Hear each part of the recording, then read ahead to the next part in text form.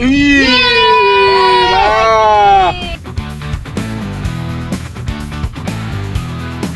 Kalau dimakan langsung, gimana rasanya? Segar banget.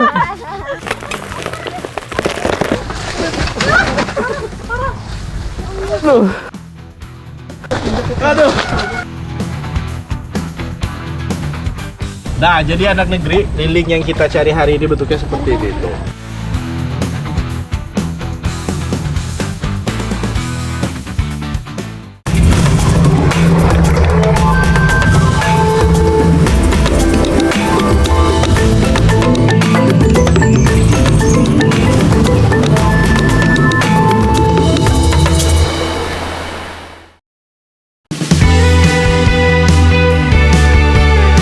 Alam Indonesia memang memberi banyak manfaat. Banyak hasil laut dari Indonesia yang terkenal sampai ke mancanegara. Tidak hanya ikan, ada juga lobster, udang, cumi, sampai kepiting. Di Kampung Sejahtera Kota Bengkulu merupakan daerah pesisir. Jadi nggak heran kalau di sini banyak hasil tangkapan dari laut. Salah satunya yaitu kepiting. Nah, kepiting kan banyak jenisnya. Kalau di Kampung Sejahtera ini banyak nelayan atau pencari kepiting bakau. Kepiting bakau ini cangkangnya berwarna hitam agak kehijauan. Dan satu capitnya lebih besar daripada satu capit lainnya. Walaupun berbeda, kepiting bakau ini nggak kalah enaknya loh sama kepiting laut. Banyak cara untuk menangkap kepiting bakau. Kalau di sini, menangkap kepiting bakau hanya dengan menggunakan bambu atau kayu. Bahkan nih anak negeri, kalau nelayannya sudah jago, sudah tidak perlu lagi pakai kayu.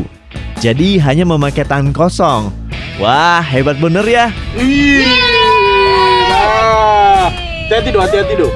Nah, anak negeri, jadi ini fungsi kayunya supaya menghindarkan capitnya yang ganas ini supaya kita bisa pegang bagian belakang. Nah, ini tipsnya. Kita harus pegang dua kaki ke belakang dan hindari dari capitnya. Gimana? Beneran dapat kepiting bakaunya kan? Jadi, fungsi dari kayu ini untuk mengetahui lubang yang ada kepiting bakaunya. Biasanya, kepiting bakau akan membuat sarang di dalam lumpur. Lubang-lubang di lumpur inilah yang menjadi tanda sarang kepiting bakau. Bang, ini dapat lagi, Bang. Nah, dapat yang satu lagi gitu. Nah, ini Aldo tahu dah ngapa capitnya lepas satu nih. Apa, Ini Bang? bentuk pertahanan kepiting, jadi dia sengaja ngelepas capitnya satu gitu. Tadi mungkin pas ngedok dalam lubang tuh, dia ngerasa tuh terancam, jadi dilepasnya capitnya satu. Ini juga bisa dia. Jangan dilepas, tapi ini banyak dagingnya ini, abang galak ini. Enak itu. Dah, simpan yuk, taruh. Taruh sini. Nah. Kalau sudah dapat kepitingnya, jangan asal dipegang ya. Ada caranya, yaitu dengan memegang bagian belakang kepiting. Tujuannya agar terhindar dari capitnya. Kayaknya kepiting yang sudah kita ambil nih sudah banyak nih Putra. Ya Bu, kita ke sana Bu ya. Yuk.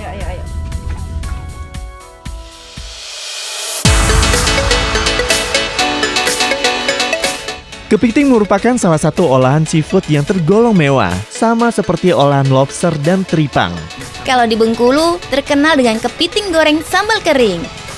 Pertama nih, kita iris dulu bawang merah, bawang putih, dan cabai merah.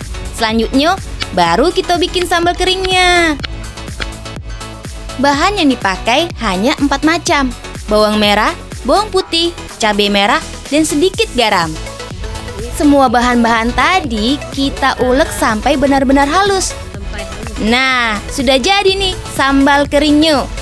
Tinggal kepitingnya nih yang harus disiapkan.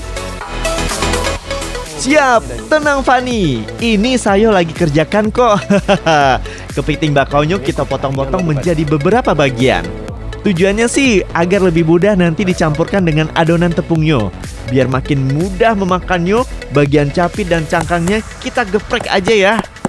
Sambil menunggu kepiting semua dipotong, kamu bikin adonan tepung dulu ya Van.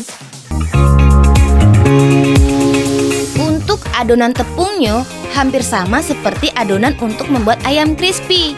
Tepung yang sudah diayak ini dicampur dengan 2 butir telur ayam. Setelah dicampur dengan telur, lalu tambahkan dengan air matang secukupnya. Lalu aduk hingga tercampur dan menjadi lebih kental. Pas nih, kepitingnya sudah semua dipotong dan adonannya pun sudah jadi. Langsung kita goreng. Kita masukkan kepitingnya ke dalam adonan. Setelah itu aduk sebentar. Kalau sudah tercampur adonannya, langsung deh kita goreng. Gorengnya harus menggunakan minyak yang panas ya, agar adonannya tidak lengket dan daging kepitingnya benar-benar matang. Nah, kalau kepitingnya sudah berubah warna menjadi kemerahan, langsung kita angkat dan tiriskan.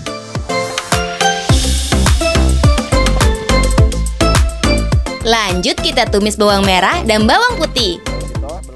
Setelah aromanya keluar, baru deh tambahkan sambal kering yang sudah diulek tadi. Masukin ya. Masukin yuk. Wah, belum matang saja, aromanya sudah menggoda ya. Apalagi tampilan sambal keringnya. Jadi nggak sabar buat nyicipin. Bener, Van. Pas udah mateng, makin gak sabar buat nyicip. Bu, lihat Bu, ini kepiting goreng sambal kering. Wih, Bu sudah tidak sabar makan Bu yo. Yo Fadi yo. Tuh, Fadi coba bagi ke Ibu yo.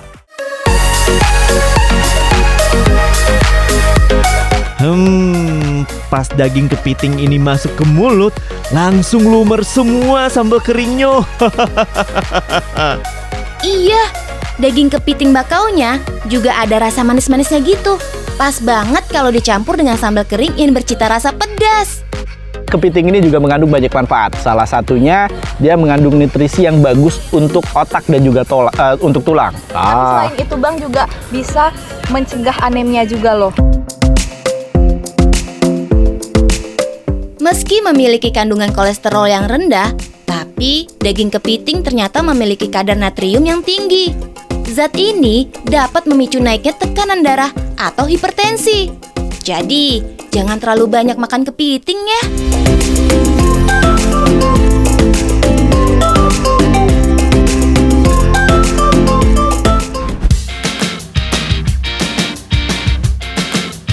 Indonesia memang negara tropis. Jadi nggak heran kalau banyak tumbuh subur tanaman buah tropis di Indonesia. Salah satunya tanaman jeruk. Kalau di Provinsi Bengkulu ada namanya jeruk kalamansi. Jeruk kalamansi atau dikenal dengan jeruk kasturi ini merupakan salah satu varietas jeruk nipis yang memiliki ciri khas buahnya yang kecil dan bentuknya yang bulat gepeng. Untuk warnanya itu ada yang kuning kehijauan dan berwarna oranye. Yang unik, jeruk ini memiliki aroma yang khas. Walaupun kecil dan mungil, Fani harus bisa bedain mana jeruk kalamansi yang belum matang dan yang sudah siap panen. Nah, Bu. Kayak Jo Kamila banyak isinya, Bu. Banyak yang kami Bu. Ano? Wah, Ibu lebih banyak. Ibu jadilah lebih banyak Ibu jadilah. Ibu rupanya lebih banyak. Nah, jadi anak negeri ini kalau untuk yang udah matang tuh kayak gini Pan ya. Cirinya apa? Tahu nggak kamu? Ciri dari yang udah matang itu perbedaannya sama yang belum matang lebih mengkilap. Betul, lebih mengkilap Bu ya. Selain lebih mengkilap juga Bu, ciri khasnya lembut. Lebih lembut. Sudah, daripada semakin berspekulasi yang nggak jelas, langsung saja kita cobain langsung jeruk kalamansinya. Berani nggak, Van? Makan langsung jeruk kalamansi? Ayo, siapa takut? 1, 2, 3. Aduh, rasanya. Segar banget anak negeri. Aduh. Jadi melek. Nah, jeruk kalamansi ini mungkin nggak asing anak negeri temukan. Biasanya kalau kita makan bakso, makan soto tuh, ada yang dipotong dibagi dua buat campurannya. Kadang dijadiin es juga. Jadi makin segar ya. Tapi kalau dicampur bakso emang segar. Iya. Tapi kalau dimakan langsung, gimana rasanya? Segar banget. Karena kebunnya luas, jadi banyak kan hasil panen jeruk kalamansinya. Kalau jeruk kalamansi dijadikan sirup sudah biasa. Kira-kira enaknya diolah jadi apa ya? Tenang, bisa dibuat menjadi kue khas Bengkulu. Eits, sebelum lanjut, kita izin dulu sama yang punya kebun jeruk kalamansi ini. Bu Pi, Lah lumayan banyak Bu hasil panen kami nah Bu. ini hasil kami sore ini Bu. Paling Yang ibu banyak. Iya, kayaknya yang ibu nambahnya cepet nih ya Bu yo. Kasihkan. Hah? Tadi adik sudah bantu. Weh baik nih. Serius Bu? Serius kan Jadi dari dikasih anak, Bu. Iya, 1 hektar ini Bu. buahnya. Oh, buahnya. Minta jantung. Ya sudah, berarti ini untuk kami Bu yo. Iya. Kami bawa balik berarti tidak apa-apa Bu yo. Ini aku balikin guntingnya ya Bu. Ini Bu gunting. Ah, yuk Pan, Yuk. kita pamit. Ibu makasih Makasih banyak ya ya, Bu yo. Yuk.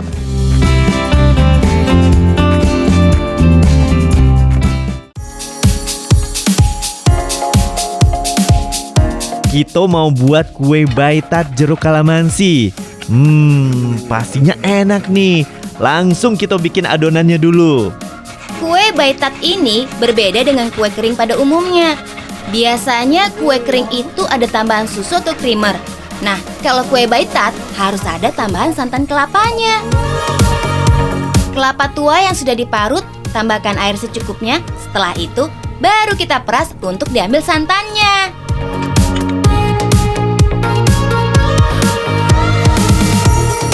Jangan sampai lupa nih pemeran utamanya, jeruk kalamansinya.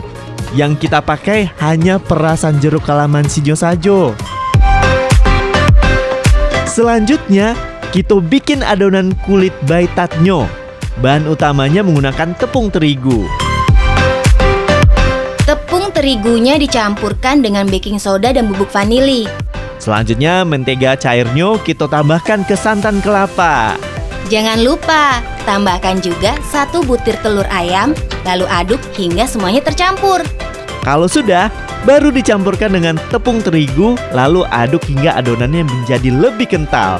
Eits, jangan sampai lupa, tambahkan juga perasan jeruk kalamansinya. Jangan terlalu banyak ya, nanti bisa membuat kuenya rasanya lebih asam.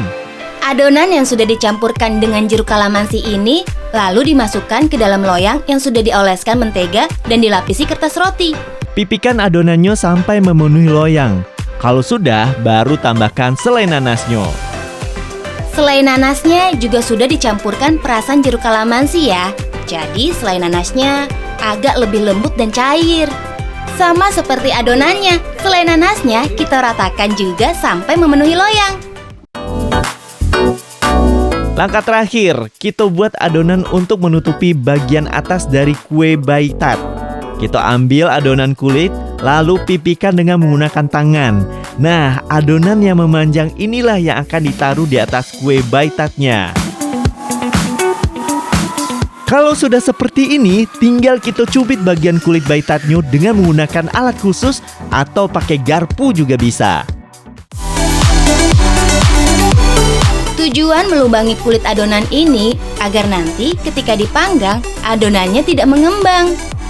Sekarang saatnya kita panggang.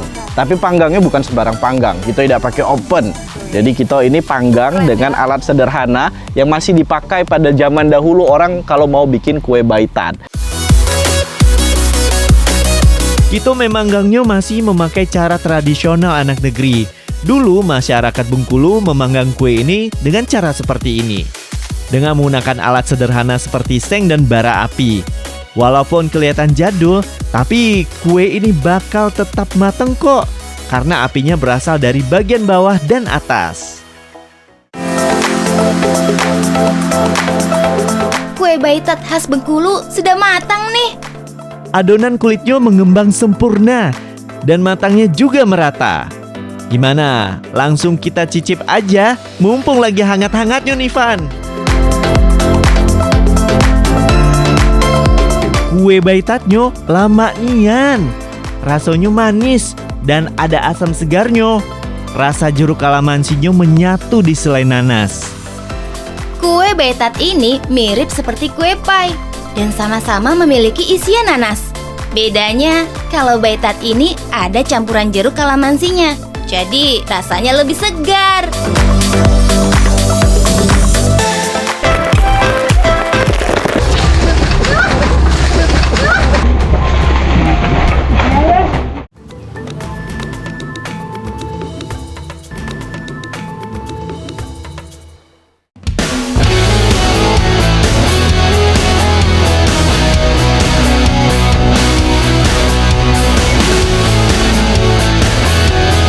Siapa yang tidak mengenal siput atau keong? Biasanya, siput atau keong hidup di area persawahan maupun di aliran sungai. Di daerah Sungai Hitam, Kota Bengkulu, terdapat keong yang bisa diolah menjadi makanan khas Bengkulu. Karena hidup di perairan muara sungai yang airnya tidak jernih, membuat pencairan liling ini cukup sulit anak negeri. Apalagi kita tidak menggunakan alat sama sekali untuk mencari lilingnya. Jadi hanya mengandalkan tangan kosong saja untuk mencari liling yang bersembunyi di dalam lumpur. Susahnya ini kaki abang. Tanah yang berlumpur dan air yang keruh menjadi kesulitan tersendiri untuk mencari liling. Tapi Sayo tidak menyerah.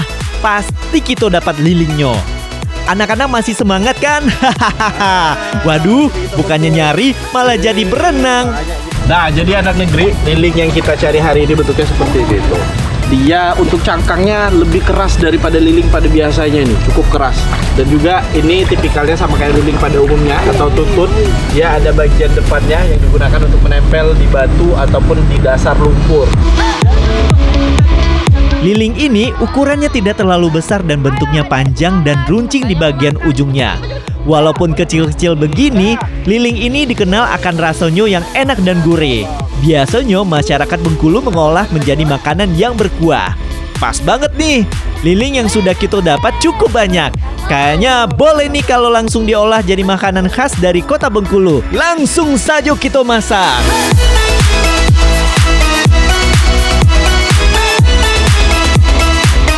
Adik-adik Sigalojo, ini dia tutut yang sudah kita cari. Hasilnya banyak nian. Ini kalau di daerah lain kadang disebut tutut, tapi di daerah lain ada juga yang tutut tuh yang bulat, keong yang bulat. Kalau ini disebutnya ini liling. Ya, Caca pernah makan ini? Pernah. Kayak mana rasanya?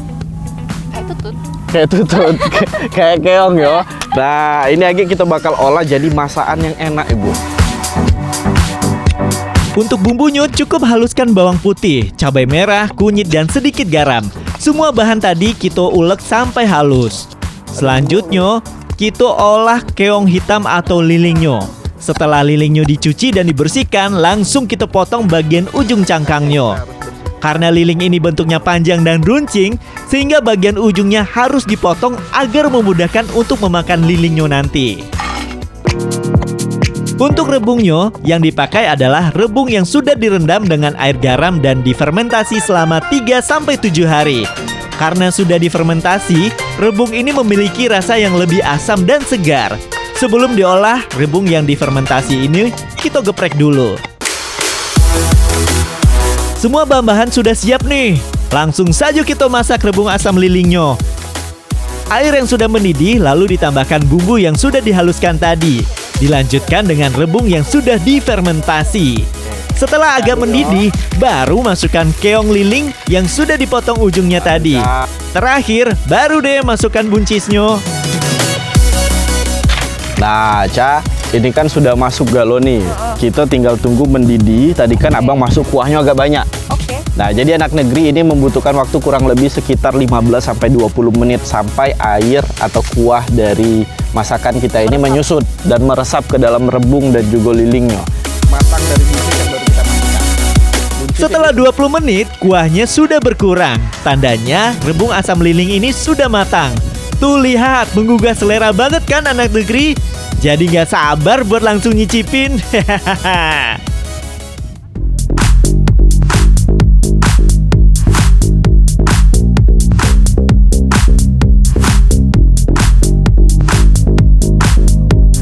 Dulu enak tahu. Tuh, coba cuci. Patir sini patir, dekat di patir. Lemak tak? Karena sudah dipotong bagian ujungnya, jadi memudahkan daging lilingnya untuk keluar. Pas diseruput kayak gini, langsung keluar daging lilingnya. Ya mirip seperti kalau kita makan keong sawah atau tutut. Rasanya lengkap, pedasnya ado, manisnya ado, asam segarnya juga ado. Pokoknya semua menyatu di kuah rebungnya.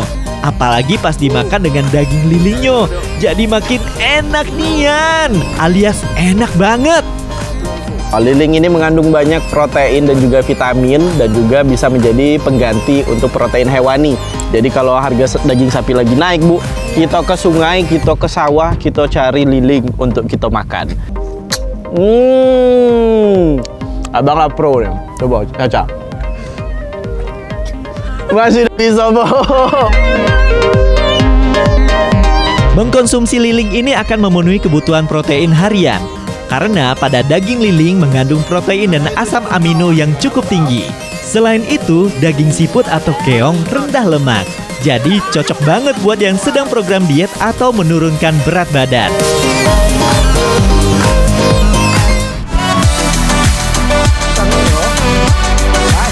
Indonesia merupakan negara tropis. Banyak tumbuhan tropis yang tumbuh subur dan banyak ditemukan di setiap daerah di Indonesia. Salah satunya pohon pisang. Kebetulan kita lagi di daerah Batu Raja Rejang, Kabupaten Bengkulu Utara. Di sini banyak tumbuh subur pohon pisang. Dari jenis pisang batu, pisang jantan, pisang kepok juga ada. Tuh lihat, banyak kan buah pisangnya?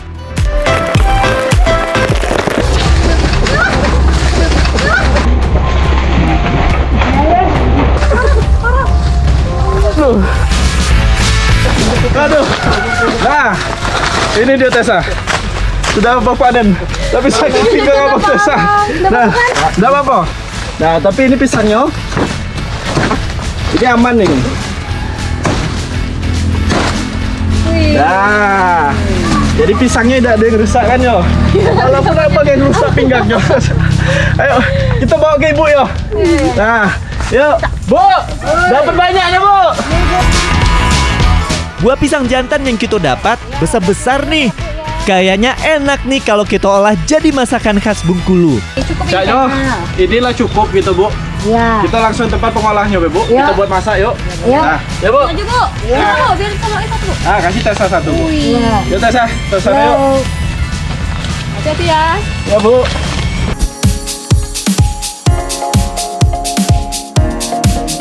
Bahan-bahannya sudah siap nih. Tuh lihat, ada pisang yang habis kita panen, ada teri dan ada kelapa.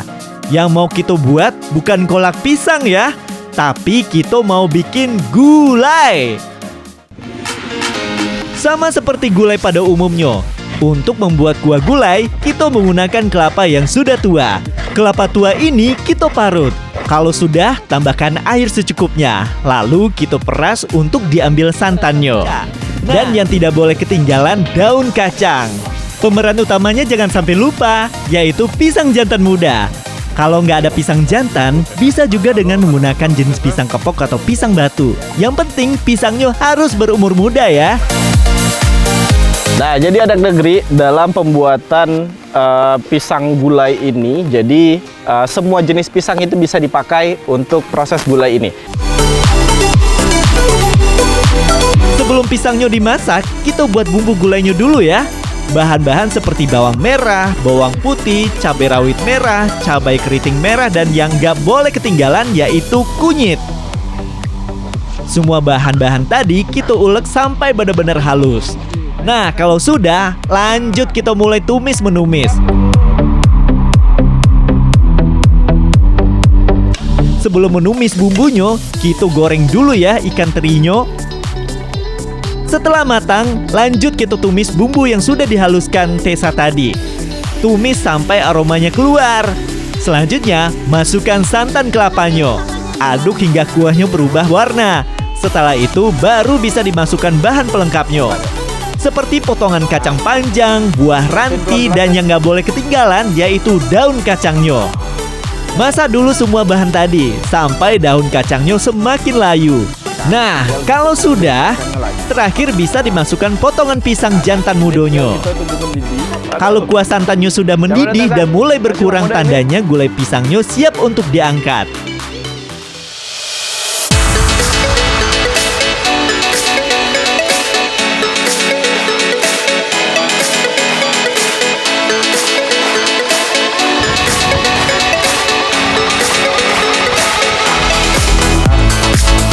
Ternyata gulai pisang ini lemak nian, alias enak banget anak negeri. Rasanya gurih dan pisang muda yang saya makan tidak ada rasa kesat maupun pahit. Apalagi pas dimakan dengan kuah dan daun kacangnya. Makin menambah kelezatannya. Kalau anak negeri mau mencoba sensasi makan pisang yang berbeda, bisa cobain saja gulai pisang khas Bengkulu. Dijamin ketagihan. Buah pisang yang sudah matang memang banyak mengandung vitamin. Tapi ternyata pisang yang masih mentah memiliki manfaat bagi tubuh loh. Salah satunya bisa mengurangi rasa nyeri ketika mah.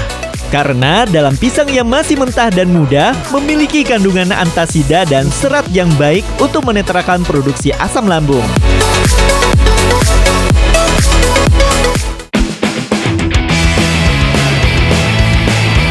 Sebagai daerah pesisir Bengkulu, Kampung Sejahtera, Kecamatan Kampung Melayu, memiliki hasil laut yang cukup melimpah.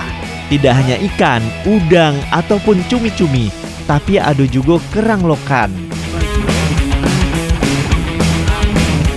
Biasanya warga di Kampung Sejahtera mencari kerang lokan ketika air sedang surut seperti ini. Untuk mencari lokan, kita harus mengetahui lubang ataupun lumpur yang ada di sekitar perairan bakau. Lokan ini kalau dari jauh memang tidak terlihat ya. Tapi kalau dari dekat, kita bisa mengetahui lokan yang bersembunyi di dalam lumpur. Biasanya, bagian kerang lokan akan terlihat seperti ini. Kalau kayak gini, langsung diambil saja ya. Dapet nah, terakhir Fani dapet. Lagi, ore. Nah, Banyak. ini anak negeri memang daerah pesisir, cuacanya luar biasa menantang.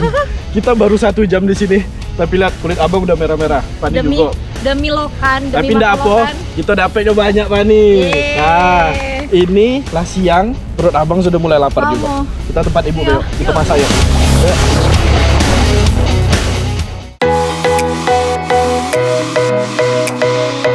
Aku kebagian tugas untuk merebus lokan ini dulu sebelum nanti kita olah. Fungsinya supaya bagian lokan ini nanti terbuka dan kita bisa membersihkan bagian pasir yang menempel di bagian dalam kerang lokan ini. Untuk perebusan ini tidak membutuhkan waktu yang lama, kurang dari 10 menit. Kerang-kerang lokan ini cangkangnya akan terbuka dan siap untuk diolah. Sekarang kita buat yuk bumbunya. Pertama kita iris dulu cabai merah, bawang merah, dan bawang putih. Setelah semuanya diiris, baru deh kita ulek rempah-rempah seperti jahe, lengkuas, kunyit, dan kemiri. Kita ulek semua bahan tadi, tapi jangan sampai halus dulu ya. Kalau sudah diulek kasar seperti ini, baru tambahkan potongan cabai merah. Dilanjutkan dengan garam dan ketumbar, lalu aduk semua sampai benar-benar halus. Kerang lokan yang sudah direbus tadi, kita diamkan beberapa menit untuk menghilangkan uap panasnya. Setelah dingin, baru deh kita pisahkan daging lokan dengan cangkangnya. Apa yang belum ya? Oh iya, santan kelapanya belum ada. Kelapa tua yang sudah diparut ini lalu ditambahkan air matang secukupnya. Setelah itu, kita peras untuk diambil santan kelapanya. Kalau semuanya sudah lengkap, langsung deh kita tumis menumis. Yang ditumis pertama pastinya bawang merah dan bawang putih. Kalau aromanya sudah keluar, baru kita tambahkan bumbu yang sudah diulek Fani tadi. Biar makin terasa aromanya, tambahkan juga serai dan daun salam. Aduk sebentar, lalu tambahkan santan kelapanya. Wah, kuahnya cerah banget nih anak negeri. Masak kuah karinya sampai mendidih. Kalau sudah, tambahkan potongan kentang dan terakhir kerang lokannya. Oh iya, selama memasak kerang memang jarang untuk diaduk ya kuahnya. Karena kalau sering diaduk, nanti kuah santannya akan pecah.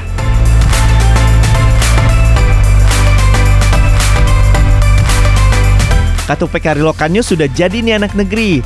Kalau di Bengkulu, makanan berkari biasanya tidak pakai nasi, tapi pakai ketupat atau ketupat.